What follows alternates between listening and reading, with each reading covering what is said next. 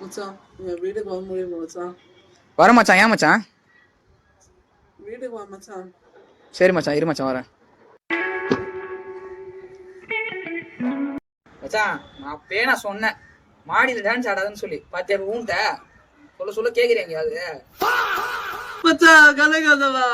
சரிடா என்னடா விஷயம்? நான் ஆசைப்பட்ட பொண்ணு மோனிஷா. டேய் மோனிஷாவா? இது யாரா புது பொண்ணா இருக்குது? மச்சான் சீரியஸா? ஐயோ சீரியஸா? டாக்டர் கூப்பிடுவா. சீரியஸா?